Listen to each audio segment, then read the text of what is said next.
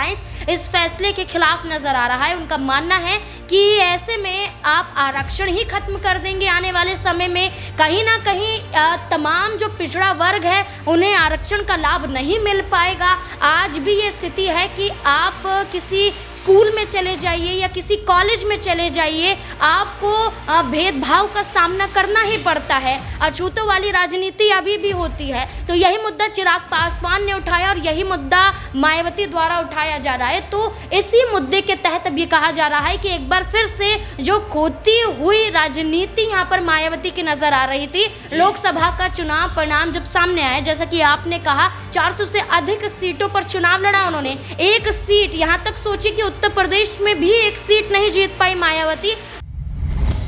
432 सीटों पर लोकसभा चुनाव लड़ने के बाद एक भी सीट जीतने में नाकाम रहती हैं मायावती। और मायावती को इस बात का डर रहता है कि क्या अब दलित वोट बैंक उनके साथ नहीं रहा, क्या उनका कोर वोटर भी अब उनके समर्थन में नहीं है। ये तमाम सवाल हैं जो मायावती खुद से ही पूछते हुए नजर आती हैं। और लोकसभा चुनाव के बाद से मायावती की धड़कनें इसलिए भी तेज हैं क्योंकि उत्तर प्रदेश की 10 विधानसभा सीटों पर उपचुनाव है। और उपचुनाव से पहले मायावती ने एक ऐसा फैसला लिया है जिसके बाद से यह कयास लगाए जा रहे हैं कि अब अखिलेश यादव की मुश्किलें बढ़ने वाली हैं उत्तर प्रदेश की राजनीति में। जी हां, हम बात कर रहे हैं सुप्रीम कोर्ट के फैसले की। सुप्रीम कोर्ट ने जिस तरीके से 1 अगस्त को फैसला सुनाया कि एसटी और एससी में भी ओबीसी के तर्ज पर क्रीमी लेयर का प्रावधान किया जाएगा, यानी वर्गीकरण किया जाएगा। और इसी को लेकर के मायावती भड़क उठी। मायावती ने खुले तौर पर दलितों से यह अपील कर दी है कि आप जो है सक्रिय हो जाएं, एकजुट बनाए रखें। और कहीं ना कहीं यह मामला पूरी तरीके से संवेदनशील होता जा रहा है और मायावती को यह टूल मिल गया है कि कहीं ना कहीं इसके जरिए राजनीति साधी जा सकती है। और एक बार फिर से जो दलित वोट बैंक उनसे पिछड़ गया है, जो दलित वोट बैंक उनसे छूट गया है, एक बार फिर से उनके साथ जुड़ता हुआ नजर आएगा। लेकिन मायावती के इस फैसले से कितना असर इस उत्तर प्रदेश की 10 विधानसभा सीटों पर देखने को मिलेगा, इन्हीं मुद्दों पर बातचीत करने के लिए हमारे साथ नाज़मीन मौजूद हैं। नाज़मीन, देखा जाए तो ये मामला पूरा का पूरा जो कहीं ना कहीं संवेदनशील बनता जा रहा है और जाहिर सी बात है मायावती ने खुले तौर पर दलितों की पॉलिटिक्स जो है वो फिर से शुरू कर दी है और दलितों से अपील कर दी है कि भाई आप एक साथ रहें और ये फैसला पूरी तरीके से गलत है। क्या देख रही हैं आप कि इस मायावती के इस कदम से अखिलेश यादव जो कि पीढ़ी के सारे लोकसभा चुनाव में कामयाबी हासिल करते हैं उसमें सेंधमारी होता हुआ नजर आएगा और जो बीएसपी का खोया हुआ जनाधार है वापस मायावती के साथ जुड़ता हुआ नजर आएगा? देखिए, जो फैसला सामने आरक्षण के मुद्दे पर आया था, जिसके बाद देखा जाए तो आरक्षण में क्रीमी लेयर लगाने की बात कही गई थी, जिसके तहत कहा जाए कि अगर आप पिछड़े वर्ग से आते हैं और आप आरक्षण का लाभ उठाते हैं और आपकी पीढ़ियां आरक्षण का लाभ उठाती हुई नजर आ रही हैं, लेकिन अब इस पर रोक लगाने की बात कही गई है। यानी कि अगर आप वित्तीय और सामाजिक रूप से सक्षम हैं, यानी कि आपकी इनकम सोर्स इतनी है कि आप अपना गुजर बसर कर सकते हैं,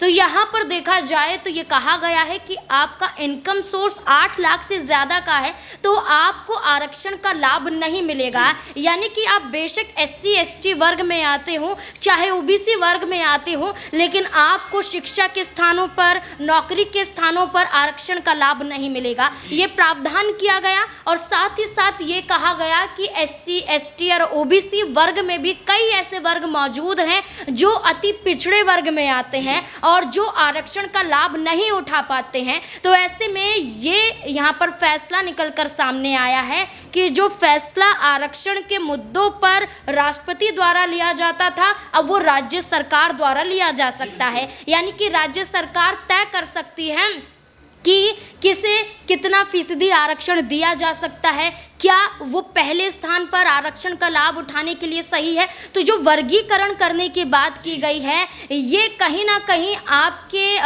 क्वालिफिकेशन के आधार पर कही गई है। अब इसी के साथ साथ देखा जाए तो कई पक्ष और कई विपक्ष का बयान यहाँ पर सामने आ रहा है, जहाँ इस फैसले का सम्मान करते हुए इसके पक्ष में कई चेहरे सामने आते हैं, तो वहीं इसके विरोध में कई और राजनीतिक चेहरे भी उतरते हुए दिखाई देते हैं। जैसा कि आपने कहा, चिराग चिराग पासवान हो, तेजस्वी यादव हो, ये इसका विरोध दर्ज कर रहे हैं और ये कहते हैं कि पुनर्विचार याचिका हम दाखिल सुप्रीम कोर्ट में करेंगे। तो वहीं बसपा सुप्रीमो मायावती की बात करें, जो हमेशा से दलितों की राजनीति करती हैं, वो भी इस फैसले के खिलाफ नजर आती हैं। और जहां तक अखिलेश यादव की बात है, वो भी इस फैसले के खिलाफ ही नजर आ रहे हैं। पूरा इंडिया अलायंस इस फैसले के खिलाफ नजर आ रहा है। उनका मानना है कि ऐसे में आप आरक्षण ही खत्म कर देंगे आने वाले समय में। कहीं ना कहीं तमाम जो पिछड़ा वर्ग है उन्हें आरक्षण का लाभ नहीं मिल पाएगा।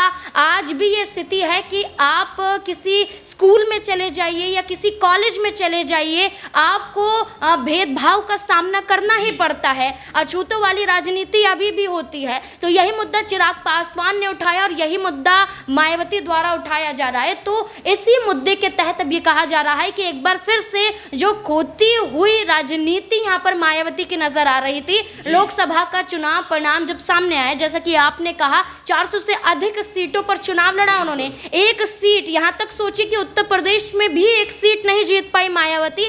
तो अब इसी मुद्दे के जरिए कहीं ना कहीं वो दलितों को साधने में कामयाब होती हुई भी नजर आ सकती हैं। जी बिल्कुल, कहीं ना कहीं मायावती को एक बार फिर से एक ऐसा मुद्दा मिल गया है जिसके तहत उनका प्रयास है कि कहीं ना कहीं दलित वोट बैंक उनके साथ जुड़ता हुआ नजर आ सकता है। और खुले तौर पर दलितों की पॉलिटिक्स है वो कहीं ना कहीं मायावती ने शुरू कर दिया और उनके पास मौका है विधानसभा चुनाव का। जी हाँ, उत्तर प्रदेश की 10 विधानसभा सीटों पर उपचुनाव है और जिस तरीके से मायावती को उत्तर प्रदेश में भी एक भी सीट नहीं मिली, एक भी सीट पर जीत नहीं मिली, कहीं ना कहीं मायावती अब अपने ही फैसलों में घिरती हुई नजर आई थी। जिस तरीके से उन्होंने आकाश आनंद के खिलाफ जो एक्शन लिया था, अपरिपक्व करार कर दिया था, उनसे तमाम अधिकार छीन लिए थे, लेकिन अब जिस तरीके से दलितों के पॉलिटिक्स में चंद्रशेखर आजाद उतर गए और जो बीएसपी का जनाधार है वो कहीं ना कहीं इंडिया गठबंधन की तरफ शिफ्ट हो गया, तो एक बार फिर से आकाश आनंद की वापसी हो जाती है, नेशनल कोऑर्डिनेटर बन जाते हैं और जो है परिपक्व भी बन जाते हैं। लेकिन कहीं ना कहीं देखा जाए, कह सकते हैं नाज़मीन,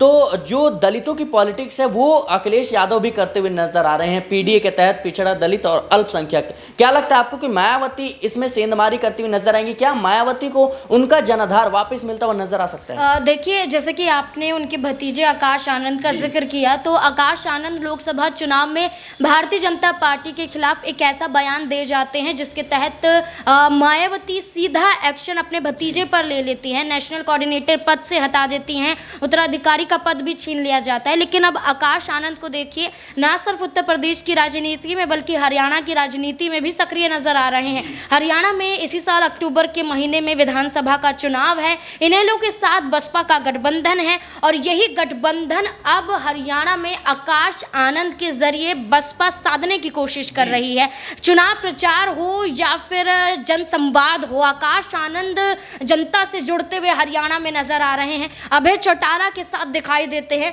तो ये दिखाई दिया जा रहा है कि मायावती तैयार हो चुकी हैं कि अब वो उन वर्गों को भी साधेंगी और राज्यों में भी चुनाव जीतती हुई नजर आ सकती हैं। अब आप देखिए कि लोकसभा चुनाव में भी हरियाणा में उतरी थी मायावती, बिहार में भी देखी गई थी और राज्यों में भी देखी गई थी, दिल्ली में भी चुनाव लड़ती हुई नजर आई थी। लेकिन मायावती को पसंद किसी भी वर्ग में किसी भी राज्य ने नहीं किया। लेकिन देखा जाए तो अब ये कहा जा रहा है कि विधानसभा चुनाव से पहले मायावती का ये फैसला मायावती के लिए फायदेमंद साबित हो सकता है। दलितों, आदिवासियों और पिछड़े वर्गों को लेकर, मुसलमानों को लेकर मायावती जो लोकसभा चुनाव में नहीं कर पाई वो विधानसभा चुनाव में करती हुई नजर आ सकती है और इसका फायदा मायावती को मिल सकता है। लेकिन एक बात यहाँ पर कहनी ज़रूरी हो जाती है कि अभी भी यहाँ पर जहाँ गठबंधन का माहौल हम देख रहे हैं उत्तर प्रदेश में या पूरे देश भर में सभी राज्यों में अगर हम बात करें तो गठबंधन कहीं ना कहीं कामयाब होता है। उत्तर प्रदेश में सपा और कांग्रेस का गठबंधन कामयाब हुआ और देखा जाए तो हरियाणा में भी यहाँ पर हमने देखा कि कांग्रेस पार्टी जीत हासिल करती हुई नजर आई, बेशक गठबंधन ना हो। लेकिन आप और राज्यों में देखेंगे तो गठबंधन इस बार अधिक सीटों को निकालने में कामयाब हुआ और एनडीए को पछाड़ने में कामयाब हुआ। तो ये अंतर 40 सीटों के आसपास भी देखने को मिलता है और यही दर्शाता है कि मायावती को भी गठबंधन के सहारे चुनावी मैदान में उतरना चाहिए और अपने भतीजे आकाश आनंद को भी उपचुनावों में उतारना चाहिए, क्योंकि उत्तर प्रदेश में 10 विधानसभा सीटों पर उपचुनाव है। न सिर्फ हरियाणा बल्कि उत्तर प्रदेश के उपचुनाव में आकाश आनंद उतरेंगे तो एक विधायक के रूप में एक बड़ी जिम्मेदारियों को भी संभालते हुए नजर आ सकते हैं और मायावती एक युवा चेहरे के जरिए हो सकता है कि अपने पार्टी के अस्तित्व को फिर से साबित उत्तर प्रदेश में कर पाए। जी बिल्कुल, कहीं ना कहीं मायावती को अपने पार्टी का अस्तित्व बचाने की जद्दोजहद में जरूर लगी हुई हैं और खास तौर पर देखा जाए तो सुप्रीम कोर्ट के फैसले के बाद मायावती फिर से सक्रिय नजर आ रही हैं, क्योंकि ये पूरा का पूरा मामला दलितों से जुड़ा हुआ है। लेकिन इसका फायदा कितना मिलेगा? क्या वाकई में जो बीएसपी का जनाधार था इंडिया गठबंधन की तरफ शिफ्ट हुआ है, क्या वापिस